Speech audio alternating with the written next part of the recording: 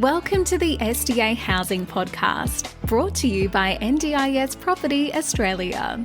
Before starting this episode, we need to provide a general disclaimer. Information contained in this podcast is general in nature only. It does not take into account the objectives, financial situation, or needs of any particular person. You need to consider your financial situation and needs before making any decisions based on the information in this podcast. And you should consider seeking independent and professional advice for your personal circumstances. All right, let's begin. Welcome all. We have with us Angad Singh from Sadhana Constructions. Welcome back, Angad. Hi, Min. Pleasure to be here. We're doing part 100 now of our topic of fire sprinklers. I've covered it so many times with so many different people, so I think it's very important for us to have one last episode purely about the fire sprinklers, classfully on fire sprinklers. I think we've never really given a full episode on this topic, so I want to do it now, and this is pretty much it, because I've had about 3 or 4 other guest speakers in past episodes the last 2 months who've talked about it very briefly on their episodes as well, who all have validated and confirmed what we already knew a year ago.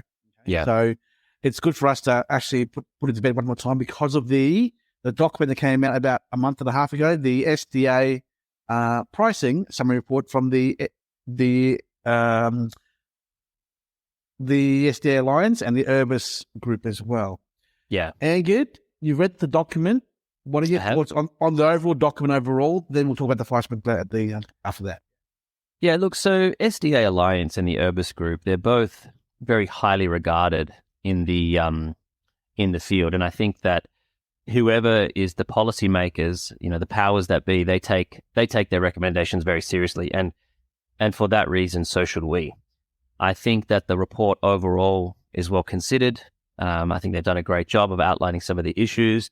I think that their recommendations of essentially mandating fire sprinklers throughout all SDA dwellings is correct and in line with the NCC requirements. Overall, I think it's a great report. Angad, you and I have spoken in the past offline about the NCC code, the National Construction Code guidelines for this topic. Can you explain to our listeners why the confusion is out there regarding the SDA build guidelines and the NCC guidelines, and where a lot of the people around the country who are investors say to each other, well, my builder says it's compliant. It meets minimum standards, so it should be fine. And there's obvious confusion or lack of commitment from builders to really use some common sense and do what's best for the product. And they're getting away with the minimum standards. So can you explain to us why the confusion between NCC and SDA build guidelines, please?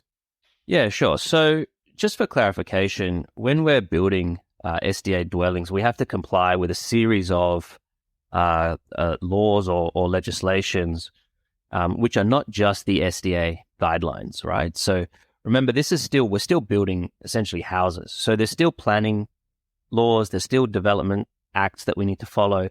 And there's this thing called the NCC. The NCC is the National Construction Code. So this is what builders use, which basically sets aside, what the requirements for, every type of building that you see in Australia. And often what happens is when we're introducing new types of things, so in this case, SDA, whoever is working on the SDA isn't necessarily across all the other legislations that will come into play when it actually comes to execution time, right? So that's where the challenge has been. Now, SDA is the basically what it is, has been debated amongst some, surveyors and amongst some builders. And the reality is most of the builders that are engaged in constructing SDAs are domestic builders, and they're very used to building domestic houses. The NCC classifies domestic houses as Class 1 buildings and has a certain set of requirements for them. And a subsection of these Class 1 buildings is really small boarding houses, right? And so at a point, or initially, there was a view that maybe SDAs are kind of similar to small boarding houses. However, when you read, the NCC in a complete form, you start to acknowledge that SDA is very, very different from a boarding house, because it's not just a place where multiple people stay. It's actually a place where multiple people stay and receive care. And because the people that are living in these houses are vulnerable in a way, they may not be able to evacuate. They certainly need assistance with day-to-day needs. It cannot be treated the same way as a class 1 building. And that is really what I guess the industry is discovering now, is that SDA dwellings are more aligned with class 3 residential care buildings than they are with class 1. And obviously it's taken us some time to get there. But I think the industry in the main is there now. And I think that there's obviously some people that are resisting the change because class 1B is cheaper and easier to build. However, when you start to see reports like the SDA Alliance and the Urbis report, I think, the trend is quite clear which way this is heading. The recommendations they have on the fire sprinklers says the SDA Alliance recommends the NDA undertake the following recommendations. A, fire sprinklers be mandated by the NDIA for dwelling enrolment for all new dwellings newly enrolled and or with the first OC, occupation certificate, after 1 July 2026. B, for new SDA dwellings with the first OC or equivalent and or enrolment date of 1st of July 2023, which is this year, to July 2026 without fire sprinklers, they shall be retrofitted with the fire sprinklers by a nominated sunset date being 30 December 2027. There you go. What are your thoughts about that, Angad? Look, that's a major kicker. So let's just clarify a couple of things here. Now, the suggestion in the report is that the NDIA should mandate fire sprinklers. However, the reality is I don't think the NDIA should mandate sprinklers, because the sprinklers need to be mandated by the NCC. Yeah, the construction code needs to mandate the sprinklers, not the NDIA.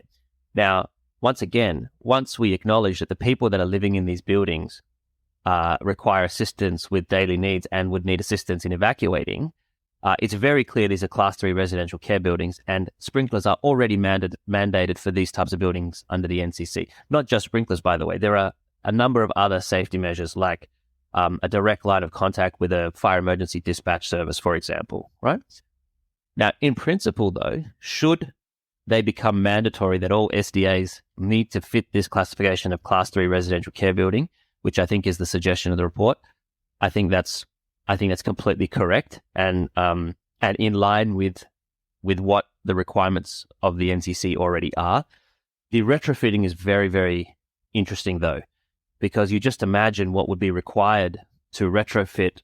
I mean, I'd say the vast majority of SDAs don't have sprinklers at the moment, and what are you going to do? Are you going to move the people out while you try to tear the ceilings down and install the sprinklers? I mean, it's going to cost you probably 1.5, if not 2 times the cost to retrofit sprinklers.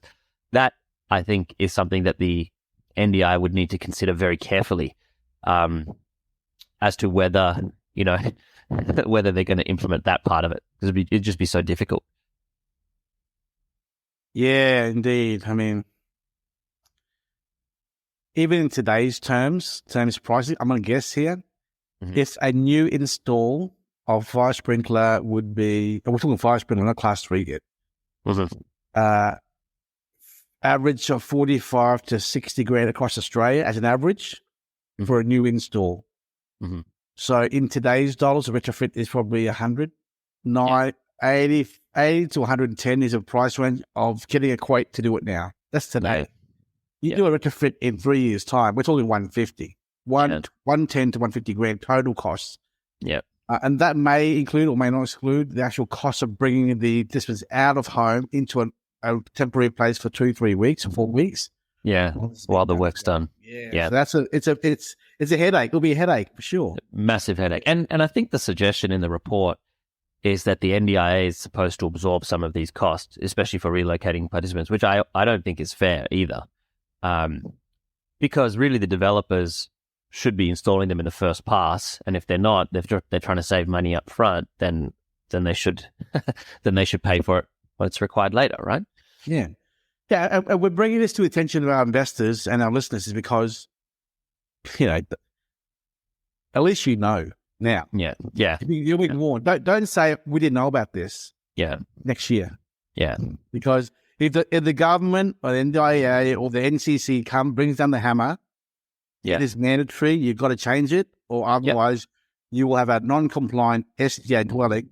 Then you have no one else to blame but yourself and builder for not doing it correctly. That's all. Yep. Yeah. And remember, from a compliance perspective, the risk really lies on the building certifier here. And the building certifier, if they're classifying this as a Class 1B, for sure, in the case that something goes wrong, they will be the ones that are held to account. However, you don't really want to keep kicking the can down the road. And when a building certifier has to make a decision whether this is a Class 3 residential care building or a Class 1B boarding house, that distinction is not made on any physical characteristics, So it's quite reasonable that the building certifier doesn't fully understand the use of SDAs. I mean, if you have a carer's room inside a house, it's fully anticipated that the people in that house need a carer. Do you know what I mean? But the building certifier who's looking at the house and not familiar with SDA and SIL and how the operation of the dwelling works may not completely understand that at face value, and may mistake these for a Class 1B because they look just like a boarding house if you take the names off the rooms. Do you know what I mean? And people are certainly using that loophole to get them approved, and then obviously using them for a class which is different to what it was approved for in the first place. Yeah, exactly. I mean, I've come across probably two providers in Australia, Inhab and also Empowered Livability, both in Melbourne, who will not manage SDA homes unless they have fire sprinklers. Yeah, and that's a growing number. And in Perth, we're seeing more and more fall in line with that approach or that that idea. So, through no fault of your own, listeners and investors out there, please consider your options in terms of retrofitting at an early stage, because the rules are coming. Yeah. I don't think anyone will be surprised, exempted from doing this, or surprised from doing this. Surprised in hearing about it. When it happens. When it happens, it will come very swiftly. But Angad, what is the rough cost from a Class 1 to a Class 3 and fire sprinkler, comparing your product? Your products are... Can you please go through what the difference between your Class 1 would be versus... No, another person's Class 1 in Perth versus your Class 3 and all your upgrades? What are the actual differences, please? Yeah, sure. So look, some of them are like quality of life things, which I guess you could install into a Class 1 as well if you wanted to. But from a compliance perspective, when you have Class 3 buildings, there's a couple of important things, each of which carries a cost. The first thing is that you need a fire suppression system in the form of fire sprinklers. Right, so the cost of that's probably $35,000 thereabouts for a small house, maybe a bit more for a bigger house, that sort of range. In addition to the fire sprinklers, you also need your fire evacuation pathways to be assisted with emergency lighting and signs and all the other stuff that goes along with that. And crucially, you need to have a warning system, like an occupant warning system attached to that, such that if a fire was to break out, that the occupant warning system goes off, and that has to meet a much higher Australian standard than a typical Class 1 building. And as soon as that happens, that the fire dispatch service is automatically notified that they're on their way. And the reason that is because when you have multiple people and a fire breaks out, you really don't have any time at all for the carer to try to move someone away from the fire, make a phone call, fire emergencies starts, and by then, it could all be too late. These things happen in minutes. So having the sprinkler system directly monitored by the fire department, or the department of, in WA, it's called the Department of Fire and Emergency Services, is also one of those requirements. In addition to that, you also need to provide, between the rooms, you basically treat every room as what's called a sole occupancy unit. So in other words, it's kind of like think of it like a hotel suite, that these people, when they're living in the rooms individually, there's a degree of independence that they can expect. So there has to be some acoustic separation between the walls. They have to make sure that if a fire is in one, it's not going to split to the other. The smoke has to be kind of separated. Or you basically have to make sure that if a fire happens in any one of the rooms, it's contained in that room for a period of time until everyone can safely evacuate the building. So, yeah, those are the main things. So we call that wet fire, which is the sprinklers, dry fire, which is the occupant warning system and all the other stuff that goes along with the evacuation, and then the acoustic separation. All in all, that stuff probably costs you about 80, 85K per house. For a small house, maybe a bit more for a bigger house. And then on top of that, we add a lot of upgrades to the quality of the dwelling, which probably, in the range of about 20, 25K. Things like additional automation features, just some nicer fixtures and fittings from some reputable brands like Hayfully and things like that. So our product, comparing it to a Class 1B product, comparing it to our Class 3 residential care, which we try to have as the flagship best in class for what it is, you're probably expecting 110, 120K difference all in. That's good. It's good to know that a builder like yourself is committed to this cause and are focusing on this product correctly and not giving an alternative option like Class 1 because, as you said to me, what would people say about you as an organization if you also do a Class 1s as well, right? Yeah. Yeah, and that's really important because, when we read the codes, when we read the SDA provisions and we read the NCC, we really couldn't see how a Class 1B could be appropriate. We knew people are doing it. We knew people are getting away with it. But it just felt wrong, And obviously there's commercial pressures because when your product is 100,000 more and the income doesn't really increase to reflect that, why would an investor choose our product over a Class 1 product, And that was something that we had to, which obviously slowed us down a lot to get started. But we drew a pretty firm line that, look, you can't, if it's meant to be Class 3, if that's what our heart is telling us, that's what we believe, then we just have to do that. And in this case, it's really great that, number one, we fully expect that the allowance for fire sprinklers will increase because they'll recognize it's not just the sprinklers, it's the monitoring from DFES, it's the acoustic separation, it's all the other stuff, which, by the way, is brought up in the SDA Alliance report, that the income should reflect those additional costs. And we believe once that comes into place, which is hopefully very soon, that the 100K will be more than justified commercially, as well for the investors. And what that means for our listeners is, at the moment it's about $1,000 or $1,500 per room or per participant in the house. Yeah.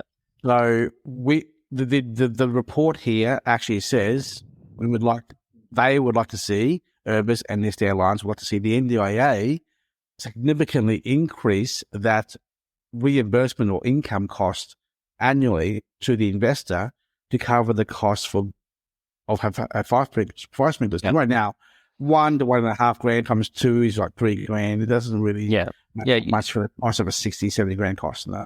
Yeah, not even close. And not just that. Remember, there's ongoing costs of sprinklers, so you have to have them monitored from DFES. There's a fee attached to that, and on top of that, like, what good's a sprinkler system if it doesn't work, right? So they have to be continuously checked and tested and maintained, and you have to get that certified at regular intervals to make sure that in the event of an emergency, that the sprinklers do what they're supposed to do. Exactly. How many of you you've been fortunate enough the last 8-9 months to release a handful of stock out in Perth, but their construction starting soon. Yeah. What have you got in your duplex, your robust, your ILs? Are you worried about those ones being non-fire sprinkled yet or not, or are they already Class 3? Yeah. Everything's sprinkled. Yeah. Look, remember the key distinction from the NCC comes as to whether this thing is considered as a residential care building or something else, right? Now, the definition of a residential care building in the NCC is that more than 10% of the residents require assistance with daily activities, and or they would require assistance to evacuate in the case of an emergency. So if that definition is met, this is automatically a residential care building, and therefore sprinklers are mandatory in the NCC. So remember, with SDA, we're dealing with essentially the top 6% of people with disabilities. So it's not someone with a mild disability is not going to get SDA funding. Even IL, the way that it is, the fact that you have a carer's room on site should tell you very clearly that you're expecting people need assistance with daily activities. So all of our improved livability, all of our robust, all of our high physical support, fully accessible, everything is sprinkler protected. The only exception to that being if there's only one participant in a house. If there's only one participant and one carer in a house, then it still falls under a class 1 classification because there's not multiple unrelated parties. Those don't require sprinklers because obviously the one person and one carer is enough that in the event something happens that they can be evacuated safely in within a time frame. Gotcha. Understood. Yep. Okay, I think we've pretty much covered it all. Do you have any more thoughts? No, I think for the listener's perspective, it's really important to understand that this stuff is still very new. Very new. There's only a handful of finished stock. You have to remember the SDA design guidelines, I think, were only released in October 2019. It's only a few years old. It takes the industry time to really understand what we're doing and how we're doing it. And so just because we've once had the view that these were Class 1B boarding houses, and now we've changed that view, it's normal for these types of changes to occur. Everyone's doing their best. Everyone's really trying their hardest. We have been craving a little bit of direction from the board. However, we haven't, they haven't really clarified and we haven't really received that. So it's really important to understand that, it just takes time to get these things right. And we're just in that learning curve still for SDA. And I think that if we look at it at face value today, I think if you're engaging in a new build, especially with multiple participants, for you to future-proof your product, for you to make sure that you're going to get, not be essentially an obsolete product in a very short period of time, I think you should definitely be thinking and asking your builders whether they are building to a Class 3 residential care building standard or not. And that should be very important for the decision of your purchase. Exactly. I reiterate that as well.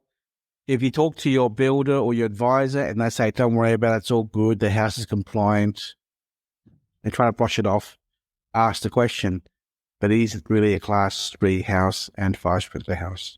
Yeah. And if they say no, then why not? And what's the price?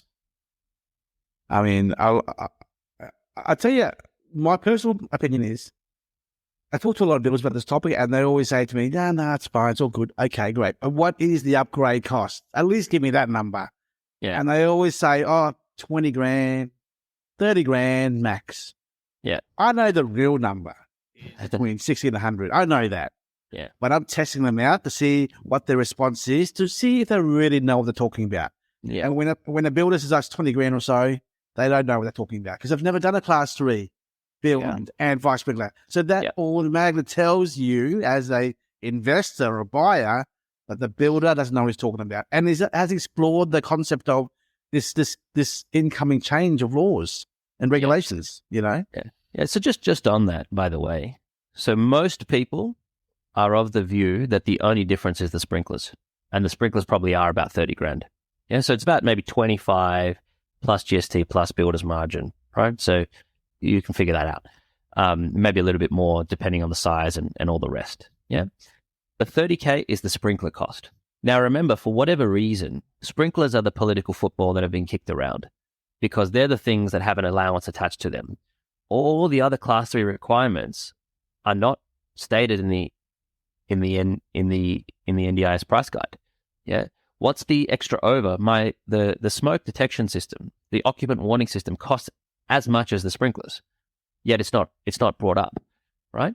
So when we ask people, the question that most people are asking is, what's the cost for sprinklers? And they're getting the correct answer, but that's not the right question. The question is, what about the rest of the stuff that's required for a Class 3 residential care building? And you're right, it's a commercial construction. It's different to residential. We had certainly never built a Class 3 building until we started doing SDA. We built, 50, 100 Class 1 houses. So it was a huge learning curve to go through. And maybe just one other thing to add to that is with class 3 buildings, sometimes the trades also need to go through that learning curve, because it's not like we're trading out our trade base.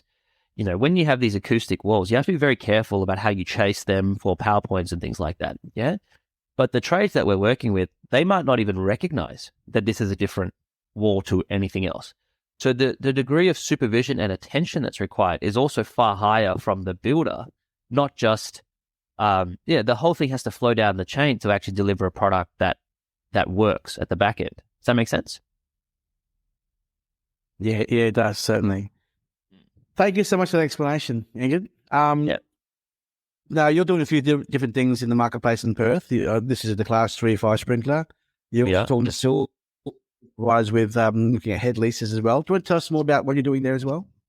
Yeah, sure. So look, ultimately, our vision is really to provide the best-in-class product in the best-in-class locations, and then be partnered up with the best-in-class providers to make sure that these are really the flagship products for the SDA. We want people to look at these and just say, wow, these are the best, right? And we've been fortunate enough to work with several different SIL and SDA providers who share our vision and share our passion for, I guess, quality. I guess we're working towards products that, because of the quality, a SIL provider or an SDA provider is basically happy to take a head lease over the product, which secures the income for an investor, which obviously reduces some of their risk, makes it a bit easier to get finance. And on that basis, hopefully we can get more of these into the ground and ultimately serve more people with needs. How many would you like to see? Here's the question that someone's probably asking. Is it a lot more hands-on from a builder and supervisor and tradies perspective that would obviously add more lengthy delays to the actual build timeline? And if so, what do you think your Class 1 build time frame is for a standard 4-bedroom house versus a Class 3 4-bedroom house with the fire sprinklers and all the other changes, upgrades as well?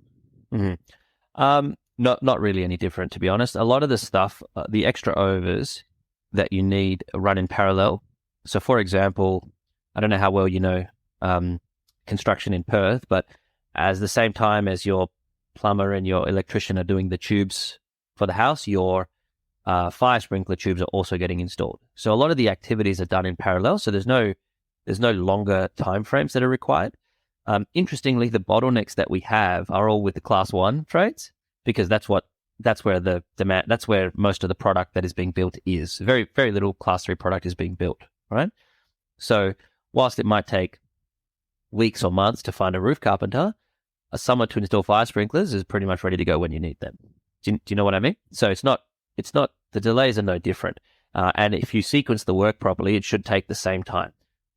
In the Perth market today, right now, you should be fully expecting a build time of around 8 to 12 months for a single-story house from slab down. Maybe a little bit faster if you get lucky. But I think 8 to 12 months is reasonable to expect, and fully expecting that you're going to hit a couple of snags along the way, especially with right now with the roof stage and then the finishing trades, which are still, very difficult to source. And you don't really just want to get the first person available. You want to make sure that you wait for the right people that do good work. Otherwise, you end up with not a great product at the back end. Yeah, I understand. So again, I really hope that people can see more of this kind of technical information from your blogs on your websites, obviously.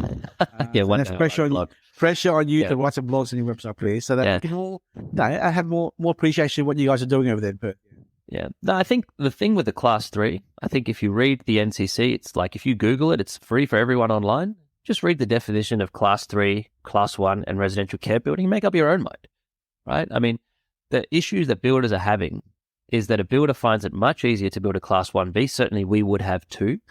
And they know that if it's wrong, it's the surveyor's problem. It's the certifier's problem, not their problem. Yeah? But what we've learned is that you're much better off, arguing at the top of the cliff whether you should put handrails than arguing at the bottom of the cliff over a dead body about whose fault it is. Do you know what I mean? If it doesn't work and we're not doing the right thing as per the NCC, all we're doing is throwing our certifiers under the bus. And I don't think that's the right thing to do either. We need to, as an industry, we need to understand that, Australia has some of the highest construction standards in the world, and that's a good thing. We really do produce some of the best buildings in the world, and we're one of the safest places to live and all the rest of that. And that's a good thing. We should protect that and preserve that. So I really think that that individuals, investors in particular, you guys can vote with your feet. Have a read. Just read the basics and make up your own mind, about what you think is appropriate. Well, in that case, I'd like you to email me the NCC code there, please. Sure. And then I'll have this SDA Alliance document and the NCC code attached as a Google Drive link to this episode on our podcast series so that people can download and read away and contact you directly with that question.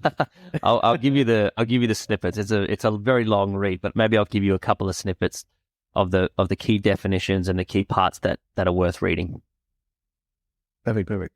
Angad, so thank you so much for your time again. Really appreciate it. I think we've from now on we'll put this to bed and let everyone hear all the other comments from other providers in the past about fire sprinklers, and also this 31-minute episode as well. Yeah. No, it's coming, guys. Fire sprinklers will very, very soon be required across the board. So yeah, expect that. Thank you very much for having me, Min. I appreciate your time. Bye-bye. Cheers. Ciao. Bye-bye. We hope you enjoyed this episode. Please make sure you are subscribed and following us so you can keep in the loop with all of our upcoming episodes. We would really appreciate it if you could leave us a 5-star rating, a written review, and to share this podcast with those that could benefit. Until next time, catch you on the next episode.